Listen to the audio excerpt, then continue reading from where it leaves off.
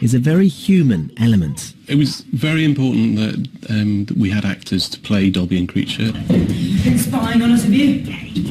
We asked them to come along during all of the filming, so when the whole scene was shot, so that David could work very closely with them, and we could kind of develop the personalities and characteristics of the house elves in each scene, which felt quite important to actually know how the other actors are going to interact with them. Even though obviously they're not the right size, having them there to actually give a performance was really important. So we filmed a rehearsal with each of them on camera, so we had reference of where they were, and then we had body doubles to play the house elves, basically, so that there were eye lines available on the set. They're not of the correct height or proportions, but small enough to give all of the other actors a sense of where they were in space and moving around.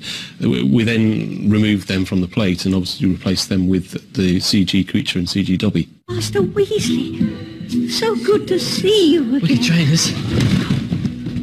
Dobby and Creature reveal that the locket is now in the possession of Dolores Umbridge, their former teacher and arch-enemy, who is now working as Senior Undersecretary at the Ministry of Magic. The question is, how do they get to it? After the break, we're going inside the Ministry of Magic. And get this, for the first time ever, we're going to be allowed to show you how they make the flying sequences, and I'm going to get to have a go. See you in a bit. We've come behind the scenes of Harry Potter and the Deathly Hallows Part 1, where Harry, Ron and Hermione are searching for Horcruxes, objects that will help them destroy the evil Lord Voldemort. One of them is in the possession of their old enemy, Dolores Umbridge, here at the heavily guarded Ministry of Magic. So, Dolores Umbridge has the locket that Harry, Ron and Hermione must steal, which is a bit of a nightmare really, because she's working at the Ministry of Magic, which of course is crawling with Death Eaters. So, they need to find a cheeky way in, because they can't go in the usual routes, and they certainly can't go in as themselves. We take Polyjuice Potion to become other people. We become 3 other people that we don't know really anything about, but we know they work in the Ministry. A little bit of Polyjuice Potion and a sneaky back door is what they need. Fortunately, there's a very convenient entrance in a very unusual place.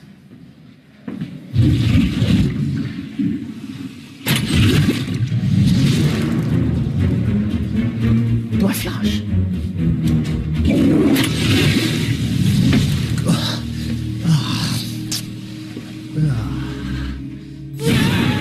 You may remember that the last time we saw the Ministry of Magic in Harry Potter and the Order of the Phoenix, it was blown to smithereens. For this film, the set was painstakingly rebuilt to exactly the same specification, with one exception: this statue, which reflects the dark times in which this film is set.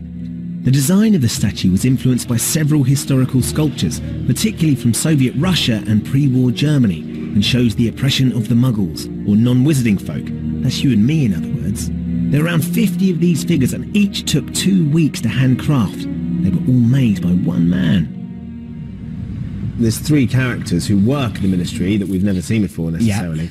Suddenly, you guys are impersonating them. Polyjuice, yes. You become them.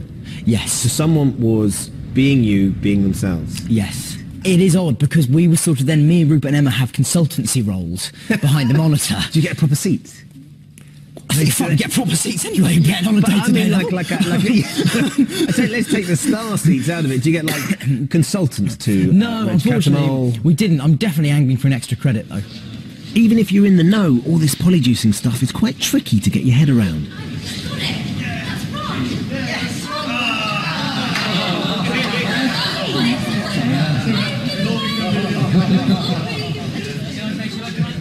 So let's take this really slowly. So there's this little character called Mafalda, who's a really little secretary, and she's the one that Hermione gets in. So really, I'm a sort of flamboyant costume. And so essentially right now, you are channeling... I'm channeling, yeah. Hermione, so it's Hermione being you, no, it's you being Hermione being you. Yeah, no, it's me being Mafalda, then being Mafalda's body with Hermione in. It's really straightforward. Yeah, I'm trying not to think about it too much. David, you are Dan, you are Harry, you are... I can't quite... I'm getting lost in who's who. You're not the only one. I'm playing Albert Runcon, and Dan takes his body over and pretends to be him in order to get into the Ministry of Magic. You're actually impersonating Dan being Harry, but as yourself. Yes. Is that kind of what you're breaking it down to the essence I'm of? impersonating. Could you just say that again? You're being Dan, who's Harry, being you. Dan, who's Harry, being me. Correct. So is it? I'm being my character, being Dan, who's playing Harry, who's playing Runcorn, who's playing you. Right. Did you get that? No. And in terms of that as a challenge for an actor. Oh gosh, it's complicated to explain who I am. I'm actually Ron Weasley, as in I am Ron Weasley, but Ron Weasley for my sequences looks like this. That's bloody disgusting. We've had Rupert Grint down, sometimes running through the scenes before I do it, and I get to watch him and then watch him on camera as well, and see what he does, and just try and do it like, well, a bit like Rupert would do it, but also how I interpret Ron as doing it. There's just something about the way he moves. It's quite low. I think that's kind of youth, really. You know, he's quite. I'm more kind of up here and trying to stand straight up, and he's got that low centre of gravity, and he moves his shoulders kind of quite solidly. And he does a lot of looking up like that. That's fascinating. and has he engaged with that? Has he kind of said, this is really eerie, I feel like you're doing me far too well? No, he hasn't. Not at all. He looks a bit oddly at me now. He's like, I don't do that. One mustn't tell lies. I actually prefer myself played by this kind of real tough guy. Scottish. David's quite tough and he's Scottish. You're right, he's carrying that off, but he stupefies in a very dramatic way. He stupefies in a much more dramatic way. He sounds like he's saying Superfly and he says stupefy, which I enjoy. Stupefy! Deep in the bowels of the Ministry are a cluster of courtrooms that are playing host to a witch hunt, or rather a non-witch hunt, because the Ministry is on a desperate bid to purge society of anyone who isn't pure blood. And what's terrifying about this situation is that evil is now at the heart of everything that was once good. And it is here that Harry, Ron and Hermione find Professor Umbridge wearing the locket that they're seeking.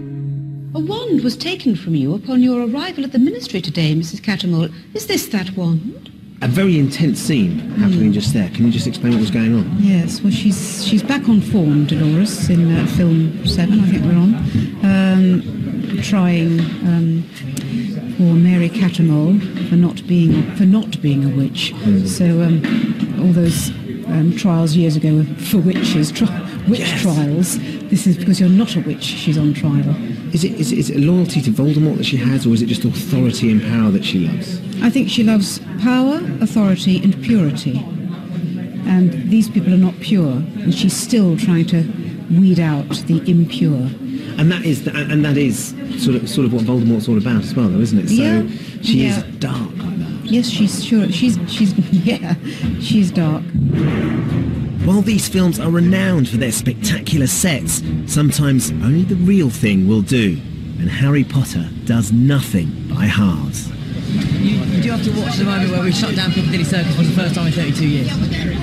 Extraordinary as it is to imagine, the Harry Potter team shipped into Piccadilly Circus 500 extras who played the passers-by, 35 cars, 15 black cabs, 1 limo, 5 buses, 1 police car and 2 rickshaws. They were joined by 500 crew, and they did this for 2 nights running.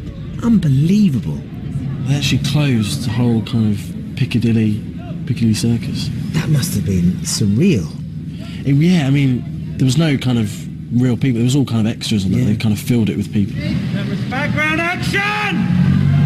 Many, many years ago, I was a location manager. Someone said to me, OK, we need to film in Piccadilly Circus. I would have said, OK, we better get someone else then, because I don't think I would have taken it on. It was a huge, huge undertaking.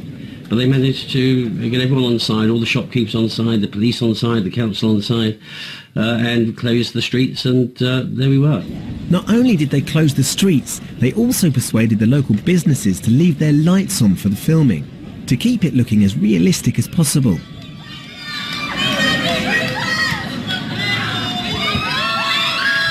It was really cool, actually, yeah. They had all these kind of, their own like buses, double-decker buses going through. It was a mad day, yeah, but it was good. The scene shows Harry, Ron and Hermione apparating into central London as their journey continues. First of all, we stop at a cafe and... Everything starts with a latte. Absolutely. Go. Leave. Actually, there's a thing in there for people like me, spotters of sort of insignificant trivia, but there's in the cafe scene, you'll have to probably work quite hard to find it, but there is on the wall, there is an Equus poster. Is there really? Yeah, because I knew we were supposed to be filming this part of the scene supposed to take place near Shaftesbury Avenue, and so I just sort of couldn't like resist. It's a really self-indulgent joke, but I just thought, it would just be really funny if I don't know really why. As I know, Dan, often the best parts of any film are the hardest parts to see, like my part in the last film. 24 frames of magic. Yeah. But the people that know find it. The people that look for it find it. Yeah. Yeah. So where do we go from here? Leaky Cauldron? We're sort of just sitting there minding our own business when two guys who look like builders or so they're sort of wearing overalls and stuff walk in and they go to the cafe and start. We think they're ordering coffee, but no, wait, a completely ulterior motive becomes very quickly apparent.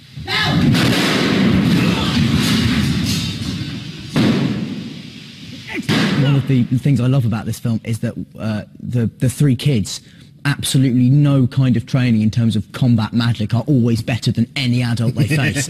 It's better that we wipe their memories. If we kill them, they'll know we were here. Now, in all the years I've been coming to the Harry Potter sets, I've never been allowed to get on a broomstick, but today I've been invited to G Stage where they're prepping for another stunt and I'm going to get to fly. And the flying, of course, has become quite a dramatic thing over the years, and it was such a closely guarded secret. Yes. Whereas now, we'll just let you come in and film it. Yeah, well, hopefully. I'm going to have a go at some point. Yeah. See, now, this is the thing, is that you're going to get on one of our new Quidditch brooms that's been around since the last 2 years. Right. Which is much nicer. Oh, really? Which has a bit more of a sort of tractor seat type affair for you to sit on, rather than the razor knife. Yes, rather than the bike saddle that it was before. Blood has been drawn from unpleasant places. We will put it like that. Really? Yeah. You've ages ago. It's all healed up now. It's fine. That's really. Only here in the world of Harry Potter would you find a man who pays his bills by designing magical broomsticks. Just talk us through sort of where we've been and some of the brooms that we've got here. Okay, we've kind of got a slight history of broom making over the last 10 years, and we could start off here with the Nimbus 2000, which... I love this broom. This was his first. This was Harry's first? This is the first, yes, yeah. And it had a very strong styling because it had to stand out compared to the school brooms like the one we've got above us here. So this was just a bog standard broom? Yeah. So the idea was with the bog standard brooms was that they were almost like when you remember at school when you got your cricket bats out and everyone chose one, everyone had the last one, the ratty one with the bits missing. The rubbish one, didn't really fly straight, was a bit rubbish, and never hit a six never went left. And there was always one kid who had a really nice one. This is from the film we've been working on at the moment. And this has been built for Arthur Weasley. He loves his Muggle design. He's great. So he's got proper bicycle pedals and bicycle cranks. But this is a lovely bit of design. It's a great idea of the bike bag on the back. These are designed and built so that they could be put onto rigs in the green screen, and then they're thrown around the room. So they've got to be safe. So you actually have a broom here that's made of. It's got a titanium component. So that's all titanium castings. It actually looks like a shotgun as well. Exactly. It's that butt of a gun. That's a titanium casting. Titanium arms here because you have to get it as light as you can, but also incredibly strong. How much would something like that be worth? Well, if you think that we had to make 4 of them, so and we probably spent on the castings for all of them probably £25,000 on the castings alone. So yes, it's a lot of money, but. You can't dice with people's safety, really. No, you can't. No. Or Mad Eye, because unless you're going to spend the best, he's going to be furious. No, exactly. I don't want a thick ear from him. Oh my goodness me! I didn't think it was going to be anywhere near that. So we're talking over £100,000 just for the brooms that you've used for him, for all the castings and everything, and. Yeah, and all the work I'd say for all the Moody brooms, because there are multiples. Yeah, there's probably around that. Now, titanium is used to build jet engines, missiles and spacecraft, as well as Harry Potter brooms. So it might be quite high up there, but at least I know I'm safe. So I've got to get my leg over there. Yep. Go with your left leg. That's it. Oh my goodness! Oh, that's better. You're right, it's not comfortable, is it? No, it's all... Okay, is that better? Yep, nice and tight. I'm strapped in. Nigel, let's go live on the rig. That wasn't me. Is it groaning under my weight?